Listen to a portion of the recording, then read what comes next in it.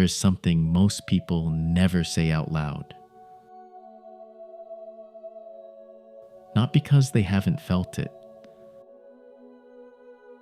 but because saying it feels like a kind of admission that no matter what they achieved, no matter what they finally got, finally held, finally built, something underneath remained unsatisfied. A quiet restlessness that the achievement touched for a moment and then left exactly as it found it. You know this feeling. You have known it your whole life. And Anandamayi Ma knew it too. She saw it in every face that came to her. The successful ones and the broken ones. The ones who had everything the world considers worth having, and the ones who had nothing. The restlessness was the same. Only the objects surrounding it were different. And she said something about this that most of us are not quite ready to hear. If you attain God, everything is accomplished. Not some things. Not most things. Everything. But if you want worldly objects, if that is the direction of your wanting,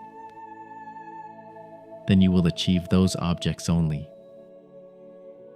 You will get exactly what you asked for. Nothing more. And here is the part she did not soften. A worldly thing is poison, like jahar, like diamond filings ground into a lethal dust. Beautiful to look at, devastating to consume. You will receive it, and suffering will come along with it, because that is the nature of what you received, not as punishment, as the simple consequence of the thing itself. She was not saying the world is evil.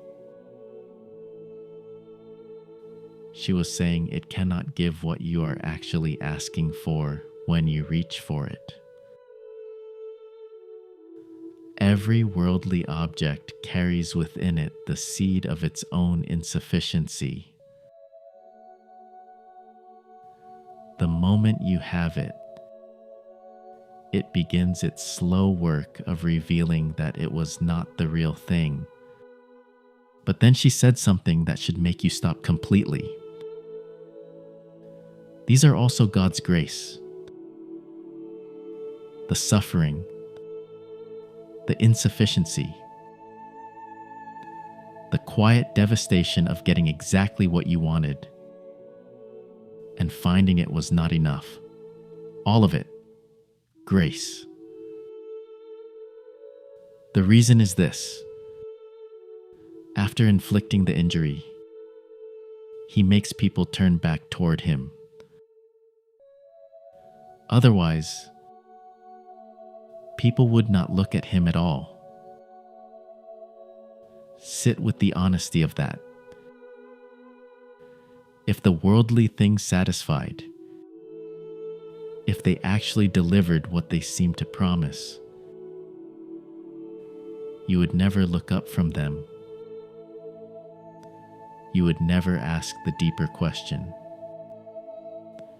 You would never feel the specific ache that finally drives a person past the surface of things toward what is underneath. The insufficiency is the mercy. The wound is the invitation. And then she offered something practical. not a philosophy to admire from a distance, a way of actually living inside this understanding. She said, if God is associated with want and unhappiness, then those do not become the cause of sadness. Think about what that means for a moment. If you can receive your happiness as God's gift, not as something you earned, not as something that belongs to you, not as something that defines your worth, then it is light in your hands. You can hold it without grasping. You can enjoy it without the terror of losing it. And if you can receive your pain the same way, if you can genuinely think, oh God, this pain I am suffering, that too is your gift. You are appearing before me even in this form. Then the pain loses the dimension that makes it unbearable. Not the sensation, the abandonment, the thing that makes suffering truly devastating is not the pain itself. It is the feeling that the pain is happening against you, that something has gone wrong, that the universe has turned its face away. But if God is in the pain, if He is appearing before you, even in the form of want, even in the form of loss, even in the form of the thing you did not want and cannot escape, then you are not abandoned in it. You are met in it. She said it plainly. If you are accustomed to consider God in His total manifestations, if you could think, the happiness I am enjoying is your gift. The pain I am suffering is also your gift. You are appearing before me in the form of accomplishment and in the form of want. Then you will see nothing in the world will be able to trouble you. Nothing.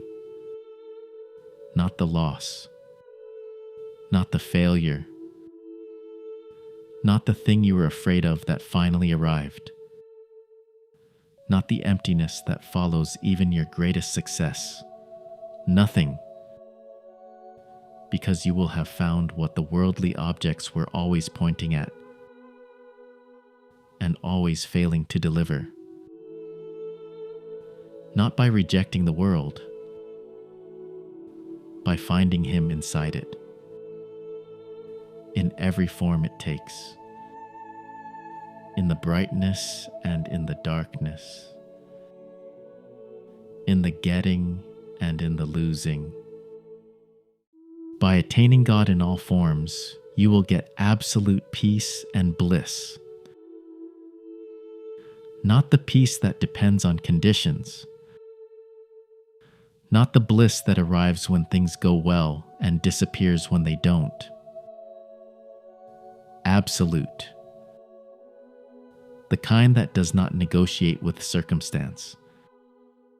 The kind that was always available in every moment, including this one, including the hardest ones you have ever lived through. She knew this not as philosophy, but as direct experience. She moved through her entire life, through illness and loss and the grief of those around her, without once losing this, not because nothing touched her,